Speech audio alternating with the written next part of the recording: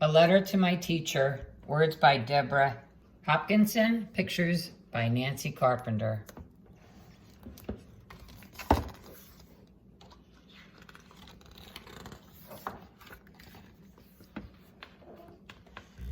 I hope you remember me. I was the one who marched to school that first day, splashing through every puddle I could find. I wore a bright yellow raincoat and a dark, stormy frown, because for me, school meant sitting still and listening.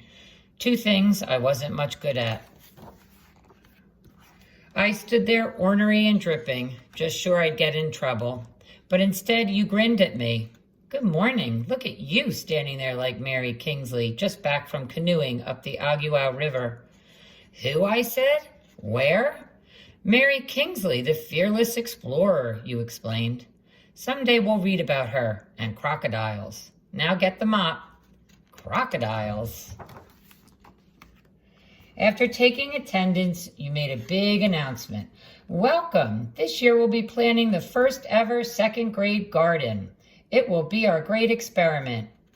Yay, we get to dig in the mud, I shouted. True, but first we read about plants, you said. We'll use math to measure our plot, and we'll write our garden plan. Reading, math, writing. I was better at running and jumping.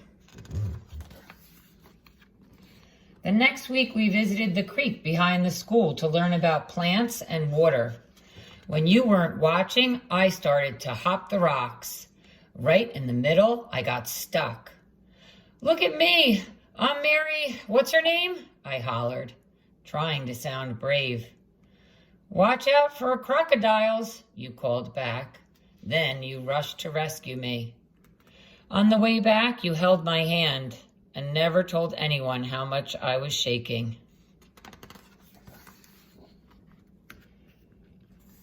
All fall, I tried hard to sit still. Right before Thanksgiving vacation, you asked who wanted to take the Mouse Brothers home. Me, pick me, I shouted. But while I was busy eating turkey, my cat Lucy ate one brother. I bought a replacement mouse, except I just couldn't tell you. One day when we were cleaning their cage, you called me over to your desk and told me that we might have to change the brothers' names to Ma and Pa Mouse. You knew the whole time, I said. Laughing, you said, might as well get used to it. Teachers see everything. When winter came, the reading corner became our secret garden of stories. On Friday afternoons, we all curled up in a heap to listen, just like our new litter of mice. I loved it when you read to us and always begged for more, but I hated being called on to read out loud. I kept tripping over words. Once, right before my turn, I yelled, "Raise your hand if you want to go home." Another time, I clutched my throat and croaked, "Uh-oh, I lost my voice."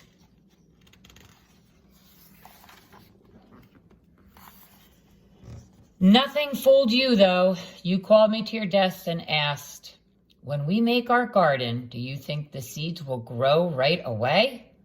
No, I said. Everyone knows they need time and sun and water.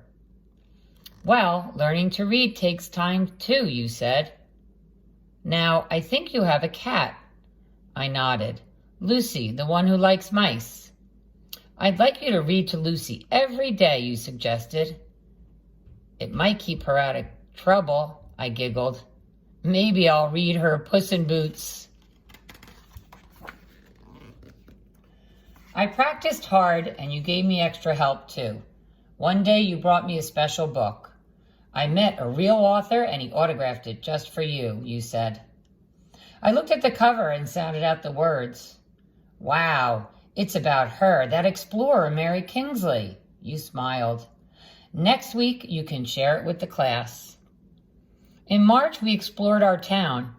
We went on a field trip to an old house. It was full of history and secret stairways.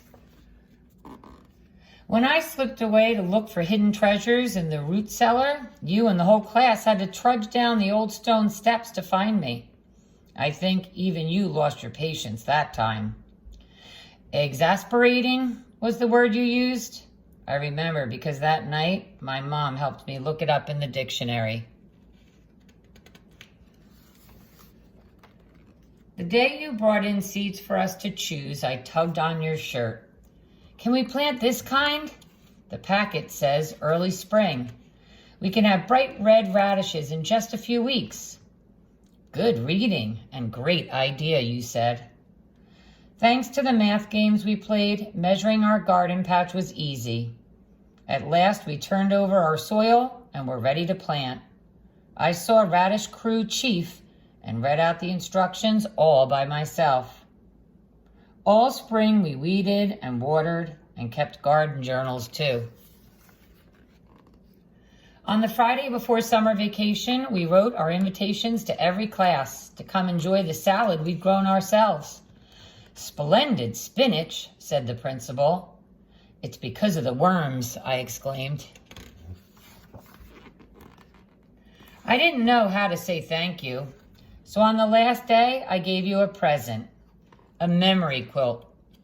I'd measured squares on paper and made the story of our year in each one. The reading corner, worms in our compost, the magnificent mouse family, and best of all, a picture of you and me. You looked at the quilt a long time, then held it up for everyone to see. Thank you. Now I'll never forget you all and the year of the second grade garden. Me neither, I promised, and I never have. For a long time now, I've been wanting to write to tell you that even though I didn't always listen, and I know I was exasperating, second grade really was the best year ever. So I guess you won't be too surprised to hear that I still like to stomp through creeks, dig in the garden, and even read out loud to my cat. Most of all, I want to tell you that I'm about to start my first job.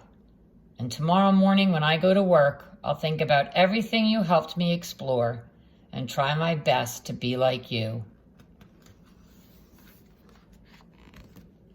Thank you for being my teacher, your student.